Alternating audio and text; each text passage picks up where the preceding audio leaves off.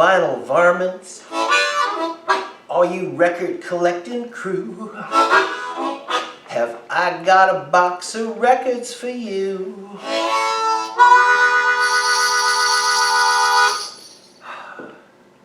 Thank you for the percussive effect, Shadow Man. It cost you money for that. And if I got a box of records for you, it's actually a box of grunt records today. That is today's show. Episode number 14, I believe.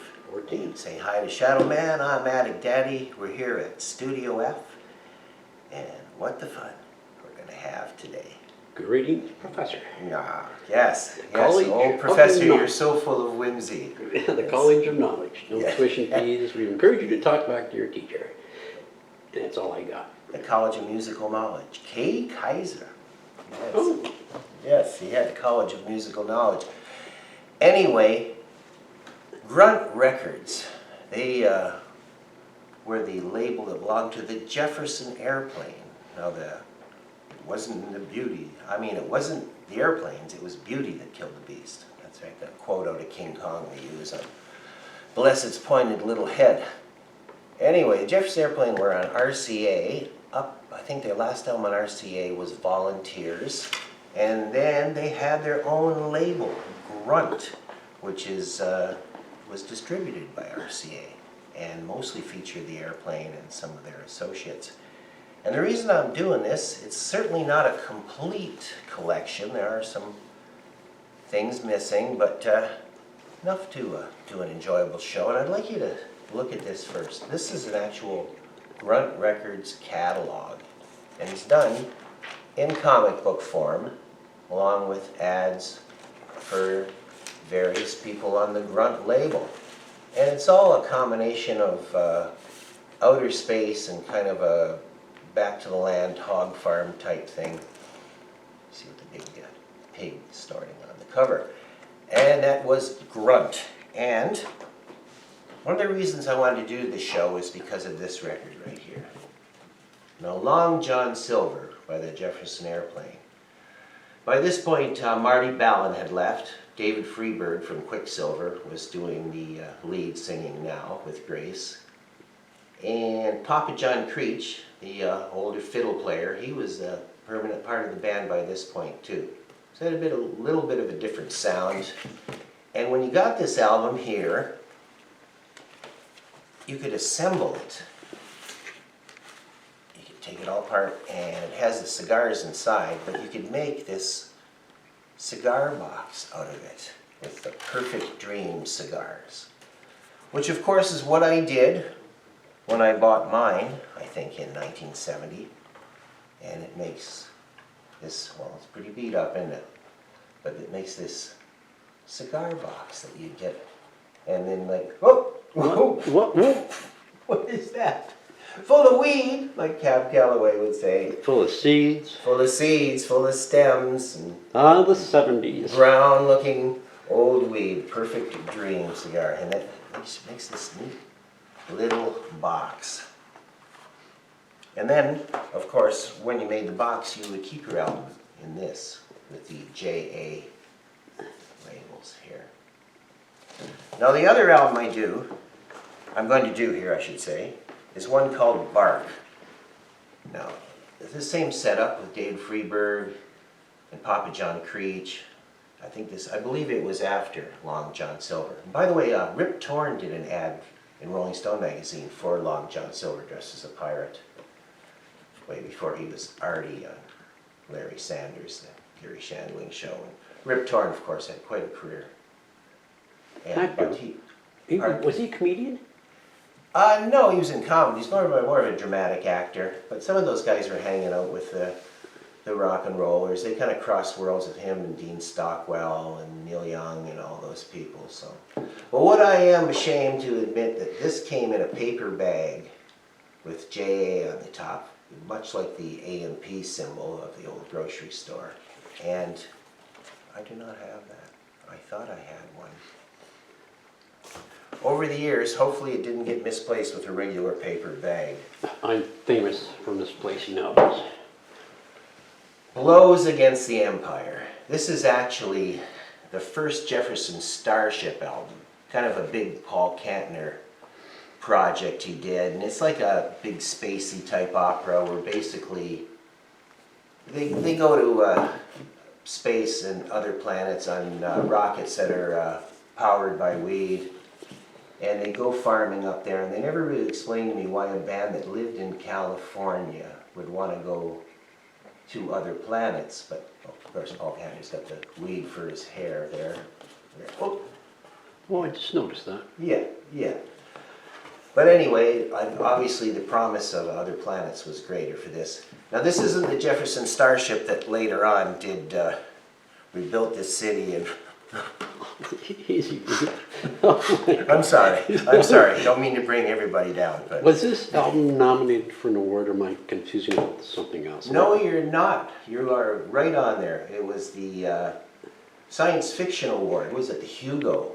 Yeah. This got nominated for at the time, which is like, it's crazy. I'm reminded of Cream magazine at the time had a review of this by Lester Bangs, Blows Against the Empire, and it starts off with blows. Say So, and Webb goes on to explain in his own wonderful style of why this blows. But yeah, crazy, crazy album. And everybody's on it too, the Usual Gang of Idiots. I mean, I'm just saying, that's from Mad Magazine, Usual Gang of Idiots. But, you know, Crosby, Nash, there's a couple of dead guys on there. Well, not dead guys. I mean, from the dead, Grateful Dead. Well, some of them are dead now, but I don't want to sound like Hank Kimball here, but everybody was on here. That was Speaking had a of day Mad off. Magazine, maybe you recognize this Oh. fellow? Alfred E. What? Me worry? What? Me worry? And how I read Mad. And how suiting, because it's on a pack of cigarettes. Yes, and instead of seeing that, Yeah, yes, what? we see Alfred E. What? Me worry? Special effects. Can't afford the real thing. This is Jefferson Airplane. It's a live album of theirs. 30 Seconds Over Winterland on Grunt. This is pretty good. It's got a song Twilight Double Leader on here. That's pretty cool. Again, later Airplane without Marty. Hot Tuna. Now, one of my favorite things, other than, you know, Grace is Singing and Somebody to Love and White Radish, and I know it's a White Rabbit, but Yorma and Jack, who were from the Airplane, Yorma Kaukonen and Jack Cassidy, were just like the guts of the Airplane. Fantastic. I saw them a few years ago, full electric band, over at the Tralf Amador in Buffalo, the Tralf, and they were just, the bass playing is just jaw-dropping and tons of guitar. And that's not always what I'm looking for. This is kind of an exception to a lot of stuff I really like, but I always liked the Airplane and always liked Hot Tuna, and I think somebody has colored in parts of these. I think somebody marketed this in a little bit. No one's ever going to call you mainstream. Pardon? No one's ever going to No. call you. This is America's Choice, and this is a Hot Tuna album, and this is from like 75, had this release. See, it's got the, oh, sorry for the bubbles. Just like a Tiny big bubbles. detergent package.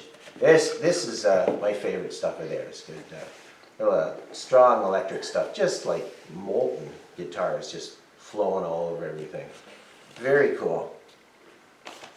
And although this is back on RCA, this is one of Yorma Kaukonen solo albums right here, Barbecue King. And this is, by this point, Grunt had disappeared and they were back on RCA. Now, this doesn't have Jack Cassidy on it, so it makes it sound a little different, but it's kind of a retro bluesy thing. I say retro, and now that's the album's 40 years old, so. Okay, Papa John Creech. He put out, I think, 3 albums on Grunt. And what's kind of unique about this is it came with a poster. Yeah. There's Papa John Creech poster. Look at that. That came with it. Okay, put this down. All right. And while we're on the Airplane, Mike, You saw the Jefferson Airplane and Grateful Dead shows that were at O'Keefe Center, right? Yes, I And there it is. right, see it right behind me if you'll excuse me. If you can get up. I can get up. We can't afford chairs. Okay. This is a poster. They played like a week during 1967 at O'Keefe Center, which I think is called the Hummingbird Center now, up in Toronto. And you got to talk to Grace Slick, didn't you? I was as close to Grace Slick as I am to you right now, which is less than 10 feet. Less than, yeah, I'm very close. I asked her a silly question because I was dumbstruck. I asked her about a song called 3/5 of a Mile in 10 Seconds and what it meant. And I guess that's how far they went in 10 seconds, 3/5 of a mile. Wow. Yeah. That's cool. And if there's a true artifact, it's stuff like this. And you had it up on your wall for years. Yeah, as you can tell, it's been hanging up there for a while. The corner's got where the tape was. I also have the little postcard of this poster, which is still in mint condition. Far out. You betcha. And I'm not being facetious. Things can still be genuinely far out, as we like to prove here on Box of Records. Right arm. So, I hope you enjoyed today's show, Grunt Records, and until the next time, Shadow Man. Yes. Yes. Cheers. Cheers and beers, my friends. And beers, and thank you very much. And okay, Here we go. Take it away, see you later. Professor.